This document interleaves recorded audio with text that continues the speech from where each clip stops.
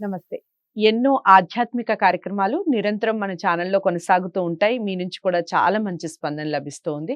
అందులో భాగంగా ధర్మ సందేహాల రూపంలో చాలా విషయాల్ని మనకి వివరించటానికి ఈరోజు మనతో పాటు ఉన్నారు. మనందరికీ సుపరిచితులు, ప్రముఖ జ్యోతిష్య, వాస్తు పండితులు బ్రహ్మశ్రీ డాక్టర్ నాయకంటి మల్లికార్జున శర్మ గారు. కొన్ని ధర్మ సందేహాల రూపంలో అడిగే ప్రయత్నం చేస్తాను. వీడియోస్ ఎక్కడా స్కిప్ చేయకండి. ఏవైనా డౌట్స్ ఉంటే కామెంట్ బాక్స్‌లో తెలియచేయండి. గురువుగారిని కలవాలి అనుకుంటే స్క్రీన్ మీద కనపడే నెంబర్‌కి కాల్ చేయండి. గురుగారు నమస్కారం అండి. నమస్కారం అమ్మా. గురుగారు మామూలుగా ధర్మ సందేహాల్లో మరొకటి ఏమిటంటే పిల్లలకి సంబంధించి వాళ్ళు ఉన్నత స్థాయికి వెళ్ళాలి అన్నా, బాగా వృద్ధిలోకి రావాలన్నా, పిల్లలకి అసలు అంటే వీళ్ళు వృద్ధిలోకి వస్తారు అన్న సూచనలు కానివ్వండి, లేదా వాళ్ళు వృద్ధిలోకి రావాలంటే తల్లిదండ్రులు పాటించాల్సిన విషయాలు కానివ్వండి, ఏమైనా చెప్పగలరా? సహజంగా ఏమిటంటే సంతాన సంపత్ప్రదం అన్నారు. అంటే తల్లిదండ్రులకు ఎప్పుడు కూడా ఐశ్వర్యం అంటే ఏమిటంటే పిల్లలే. హ్మ్. మనం ఎక్కడికెళ్ళినా కూడా నీకెంత ఆస్తి ఉందని అడగకుండా ఎంతమంది పిల్లలు అడిగేవాళ్ళు ఉంటారు. చాలా మంది. పాత రోజుల్లో మొత్తం అంతే. హ్మ్. పెళ్ళయిందా పిల్లలు ఎంతమంది. హ్మ్. అంటే సంతానం సంపత్ప్రదం అన్నారు. హ్మ్. అంటే ఇక్కడ ఏదైతే మనకి పంచాంగ శ్రవణం చేసేటప్పుడు కూడా ప్రతి సంవత్సరం ఉగాది రోజున శ్రీకళ్యాణ గుణాహ రిపోరహం దుస్వప్న దోషాపం గంగాస్థాన విశేష పుణ్యప్రదం గోదానం తుల్యం నృణానాం హ్మ్. అంటే ఇక్కడ అలా చెబుతూనే సంతాన సంపత్ప్రదం శుభకరం అని చెప్తారు. హ్మ్.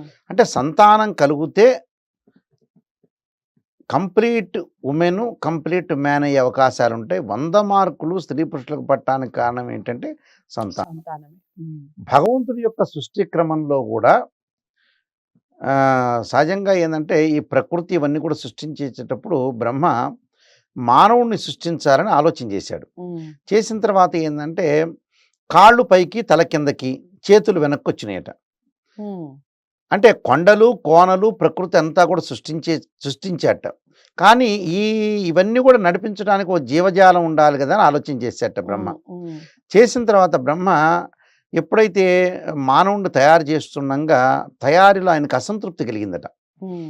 ఏంది కాళ్ళు పైకొచ్చినాయి, తల కిందకొచ్చింది, హ్మ్. చేతులు వెనక్కి వెళ్ళిపోయినాయి. హ్మ్. అంటే సంతృప్తికరమైన ఆకారం అనేది ఈయనకు లభించలేదు. హ్మ్. లభించకపోతుంటే సాక్షాత్తు శ్రీ మహావిష్ణువు వచ్చాడు. హ్మ్. బ్రహ్మ నువ్వు చాలా అసంతృప్తితో ఉన్నావు, గణపతి యొక్క ఆరాధన చేయమంటాడట. హ్మ్. అప్పుడు అంటే కాలానికి విఘ్నం లేకుండా ఉండటానికి ఈయన ఏదైతే కోరిక అనేది సంతృప్తికరంగా ఉండటానికి అంటే ఏదైతే మనం అనుకున్న పనులు జరగలేదంటే అది కాలానికి విఘ్నం జరిగినట్టు, అంటే జాప్యం జరిగినట్టు, కాలయాపన జరిగినట్టు. అలానే బ్రహ్మకు కూడా కాలయాపన జరిగిందట.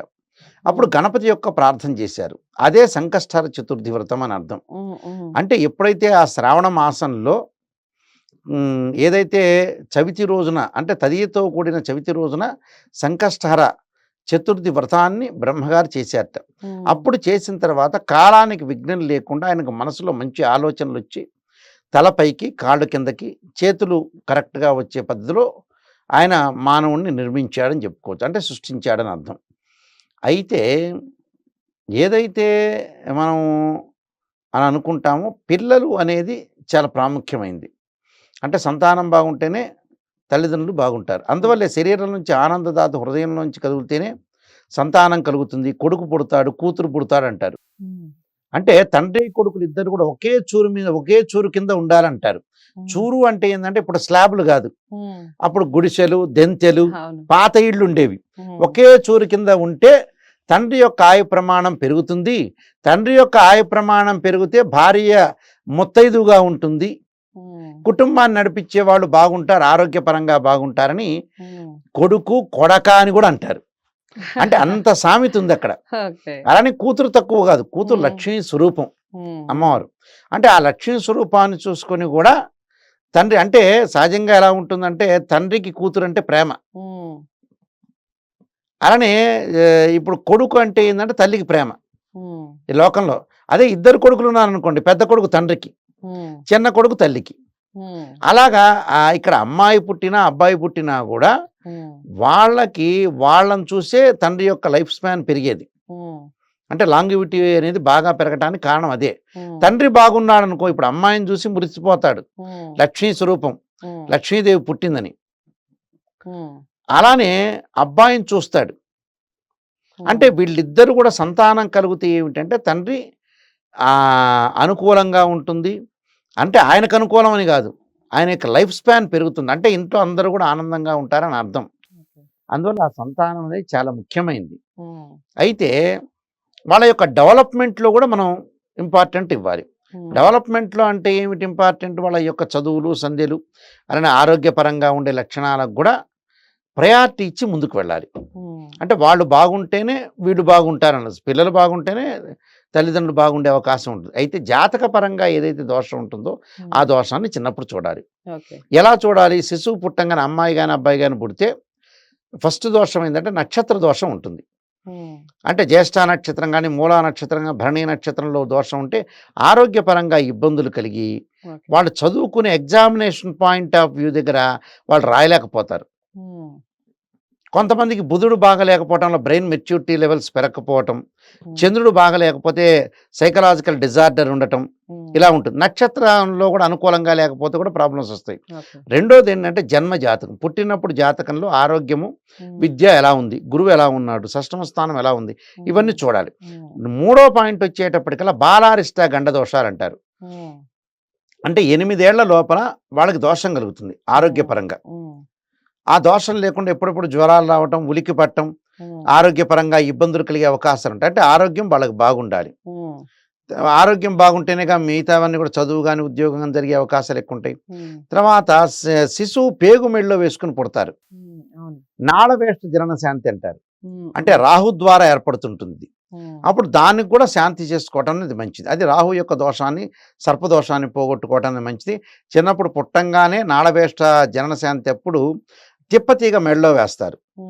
అంటే ఒక 10 నిమిషాలు 5 నిమిషాలు, అంటే ఆ దోషం పోవటానికి.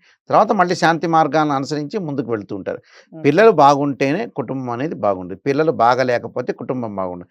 ఇంకొక ముఖ్య విషయం ఏంటంటే ఇందులో ఇంటిలో 2-3 పిల్లలు ఉంటే పెద్దమ్మాయి కానీ పెద్ద కొడుకు కానీ చెడిపోకూడదు ఇంట్లో. ఎక్కగా majority of the people, majority of the family మనం తీసుకుంటే పెద్ద కొడుకు పొరపాటున చెడిపోతే ఆ కుటుంబం అంతా బస్టు పట్టిపోతుంది. మిగతా వాళ్ళని తల్లిదండ్రులు పాపం పాతకాలం అయ్యి మనుషులకు తెలియకపోయినా ఈ మోడర్న్ సొసైటీలో 2-3 కొడుకులు ఉంటే పెద్ద కొడుకు బాగుపడాలి. చాలా ఇంపార్టెంట్. చాలా చోట్ల మెజారిటీలో ఎక్కువ పర్సెంట్ జరిగిన విషయాలు నేను చెబుతున్నాను. అంటే ఇలా పెద్ద కొడుకు జాగ్రత్తగా జీవితాన్ని నడిపిస్తుంటే చిన్నవాళ్ళు బాగుపడుతుంటారు. పెద్ద కూతురు బాగుందనుకోండి, మిగతా తమ్ముళ్ళు కానీ చెల్లెళ్ళు కానీ వీళ్ళందరూ కూడా బాగుపడే అవకాశం ఉంటాయి. అంటే భుజస్కంధం మీద వేసుకొని ఆ ఇంటిని నడిపించడానికి పెద్దవాడి యొక్క బాధ్యత, అంటే పెద్ద కొడుకు కానీ పెద్ద కూతురు కానీ బాధ్యత వహించి ముందుకెళ్తే వాళ్ళ లైఫ్ అంతా కూడా సెటిల్ అవుతుంది.